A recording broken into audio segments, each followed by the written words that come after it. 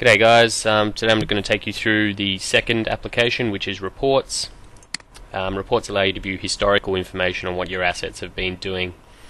So you can select the different report types up here, and as you do so you'll see the description and the description image of the report change accordingly.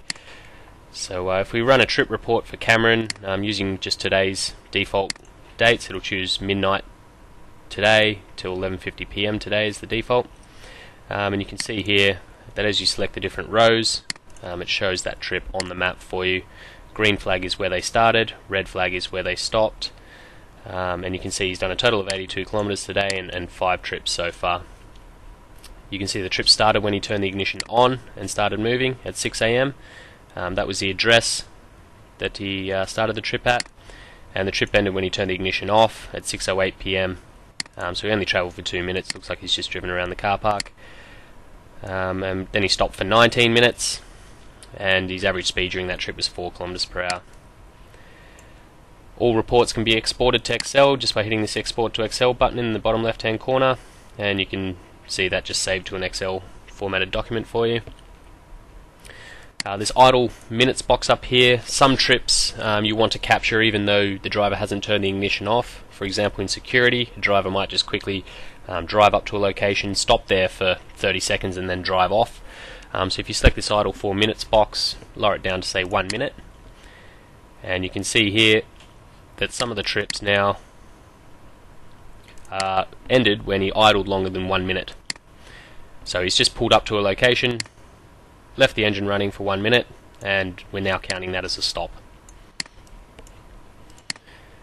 Overspeed report shows you every time a vehicle has gone over a certain speed. Let's just run this for all the units, and let's say we'll add another day to our report period. So it's going to run Monday and Tuesday. Show me every time they've gone over 80 kilometers an hour. Once again, it's filtered by speed here, and once again you can click on the rows of data and see exactly where they were when they were doing that speed. You can see he's on the freeway, so 109, that's pretty good. And you've got a street view window down here that you can look around just to get a feel for exactly where he was when they were doing that speed. Also lists the driver that was driving at the time, and the unit obviously. If you want to resize any of these reports, you can just drag this bar up and down to get more or less map and table real estate. Distance report is a good diagnostic tool. It brings back all the data between 2 time periods, and you can see here it kind of gives a replay of where the vehicle's been over that time as well, and it gives you a good idea of what the driver's exactly doing. So 6 AM on Monday, he's at Sunshine North back at home base, and you can kind of scroll down here and go, okay, went to Derrimut at 6:30.